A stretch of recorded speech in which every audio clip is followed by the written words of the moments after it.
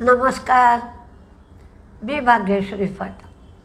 Market आणि मी हा सोप्या मराठीतून शेअर मार्केट समजावून सांगण्याचा माझा एक उपक्रम आहे. आत्ता रिझल्टचा सीझन आहे. तुम्हालाही कंटाळा येत असेल, मलाही कंटाळा येतो. प्रॉफिट किती, मार्जिन किती, रेव्हेन्यू किती, काय झालं. पण ते तितकंच आवश्यक आहे की कंपनीची स्थिती काय आहे हे समजू शकते. म्हणजे उगीचच शेअरचा भाव पडतोय की उगीचच वाढतोय याचा सुद्धा अंदाज आपल्याला रिझल्टवरनं येऊ शकतो. म्हणून रिझल्टकडे लक्ष देणं कितीही कंटाळा आला तरी गरजेचं आहे. रोज जवळजवळ 60 ते 70 कंपन्यांचे रिझल्ट लागत आहेत. तेवढे मी काही देत नाही. जर मी देऊनही तुमच्या पोर्टफोलिओमध्ये दुसरे काही शेअर असतील तर त्याचे रिझल्ट तुम्ही स्वतः गूगल करून पाहत जा आणि लिहूनही ठेवत जा की काय तुमच्याकडे असलेल्या कंपन्यांमध्ये सुधारणा झाली आहे की कंपनीची स्थिती खराब झाली आहे. म्हणजे पोर्टफोलिओतला तो शेअर संधी मिळताच आपल्याला विकता येतो. डिक्सनचा रिझल्ट खूपच छान आला आहे. त्यांचा टॅक्सचा खर्च वाढूनही रिझल्ट चांगला आहे. 40 कोटी टॅक्स पूर्वी द्यावा लागत होता, तो आता 86 कोटी द्यावा लागला आहे. पण त्यांचं प्रॉफिट 133 कोटीवरनं 225 कोटी, रेव्हेन्यू 6,588 कोटीवरनं 12,836 कोटी, पण मार्जिन मात्र फ्लॅट राहिलं आहे. म्हणजे प्रॉफिट जवळजवळ दुप्पट किंवा 60 ते 70% वाढलं आहे. रेव्हेन्यू डबल झालं आहे. मार्जिनमध्ये काही खास फरक नाही. JSW इन्फ्रा यांचं प्रॉफिट वाढलं, रेव्हेन्यू वाढलं. क्रिसिलचं प्रॉफिट, रेव्हेन्यू, मार्जिन वाढलं. क्रिसिलने 9 रुपये डिव्हिडंड दिला. सायंट DLM प्रॉफिट कमी झालं, रेव्हेन्यू वाढलं, मार्जिन वाढलं. पेटीएमचा रिझल्टही चांगला आला आहे डिक्सनसारखाच. पेटीएमला पूर्वी तोटा होता 540 कोटीचा, तो आता 122.50 कोटी एवढा फायदा झाला आहे. रेव्हेन्यूमध्ये मात्र फारशी वाढ नाही. पूर्वी रेव्हेन्यू होता 1,911 कोटी, आता तो झाला 1,917 कोटी. म्हणजे 0.3%ची रेव्हेन्यूमध्ये वाढ आहे. मार्जिन 3.7% आहे. अदर इन्कम आणि त्यांनी कॉस्ट स्ट्रक्चरमध्ये केलेला बदल ही 2 कारणं या चांगल्या रिझल्टसाठी आहेत.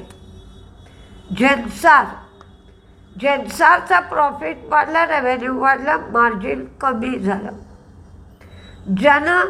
स्मॉल फायनान्स बँक प्रॉफिट कमी झालं, नेट इंटरेस्ट इन्कमही कमी झालं. ग्रॉस NPA वाढले, नेट NPA फ्लॅट राहिले. श्याम मेटॅलिक्स यांचा रिझल्ट चांगला आला आहे. प्रॉफिट वाढलं, रेव्हेन्यू वाढलं, मार्जिन वाढलं. झी एंटरटेनमेंट प्रॉफिट वाढलं, रेव्हेन्यू कमी झालं, मार्जिन वाढलं. VST इंडस्ट्रीज यांचं प्रॉफिट वाढलं, मार्जिन वाढलं, रेव्हेन्यू कमी झालं.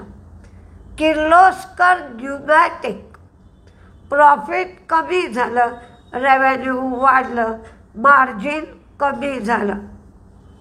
ब्लू जेट हेल्थ यांचाही रिझल्ट चांगला आला आहे. जवळजवळ प्रॉफिट, रेव्हेन्यू प्रत्येक गोष्ट तिपटीने वाढली आहे आणि मार्जिनही वाढलं आहे. प्रॉफिट तिप्पट वाढलं, रेव्हेन्यूही तिप्पट वाढला, मार्जिन मात्र 27%वरनं 34% झालं. सुंदर रिझल्ट लागला. KEI इंडस्ट्रीज, KEIचं प्रॉफिट वाढलं. पूर्वी 150 कोटी होतं, आता 196 कोटी झालं. रेव्हेन्यू पूर्वी 2065 कोटी होतं, ते 2590 कोटी झालं. पण मार्जिन मात्र अगदी किंचित पण कमी झालं. 10% मार्जिन आहे आता, पूर्वी ते 10.4% होतं. क्रेडिट ॲक्सेस ग्रामीण, त्यांचं प्रॉफिट कमी झालं, रेव्हेन्यू देखील कमी झालं. टाटा कम्युनिकेशननी ॲमेझॉन वेबच्या ॲडव्हान्स AI ऑप्टिमाइज नेटवर्कसाठी करार केला. वर्धमान टेक्स्टाईल प्रॉफिट कमी, रेव्हेन्यू वाढलं. कोलगेटचा रिझल्ट मात्र कमजोर आहे. कोलगेटचं प्रॉफिट कमी झालं, रेव्हेन्यू पण कोलगेटचं कमी झालं आणि मार्जिनही कमी झालं.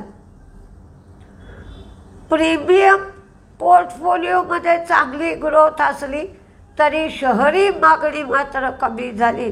दुसऱ्या तिमाहीमध्ये सुधारणा अपेक्षित आहे.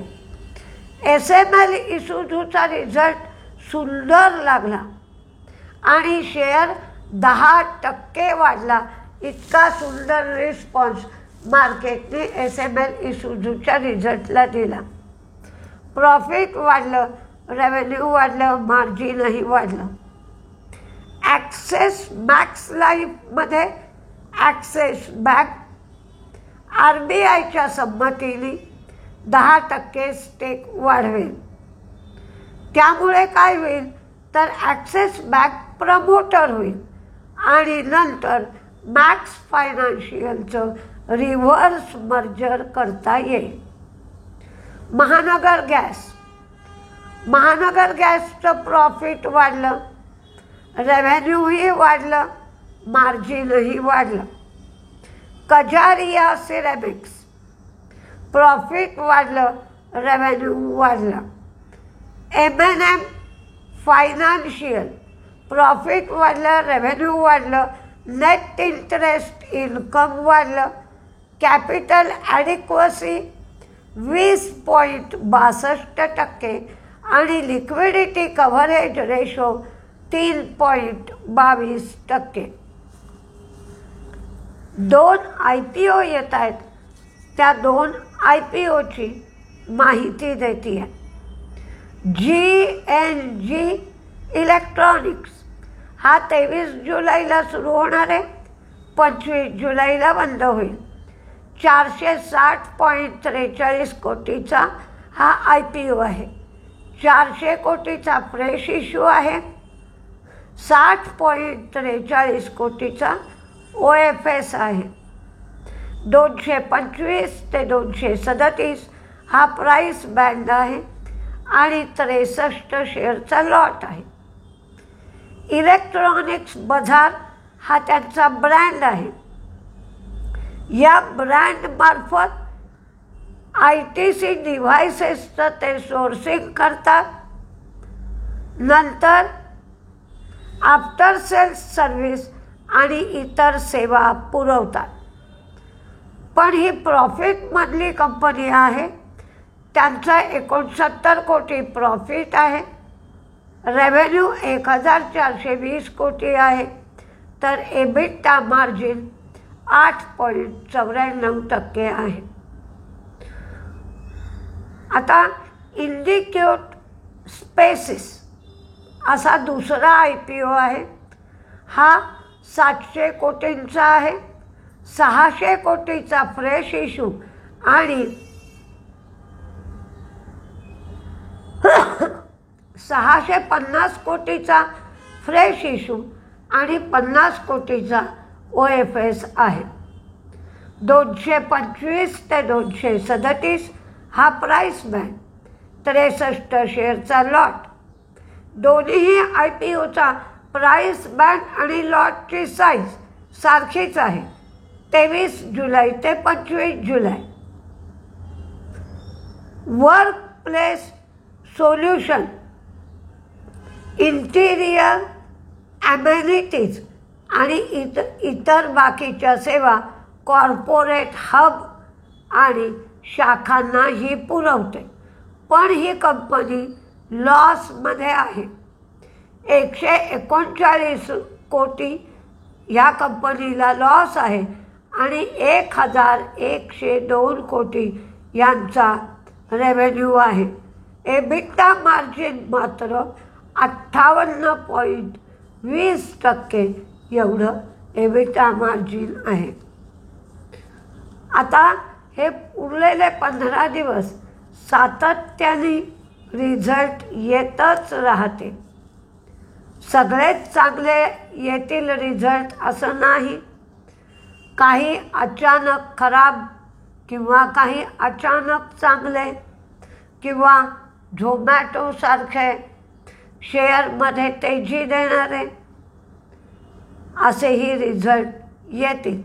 अजून पुढच्या महिन्याच्या 15 ऑगस्टपर्यंत रिझल्ट येत राहतील.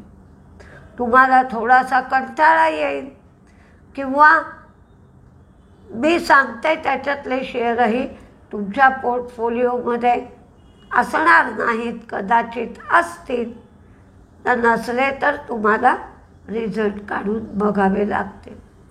पण रिझल्टकडे लक्ष देण्याची सवय ठेवा, एवढंच माझं म्हणणं आहे.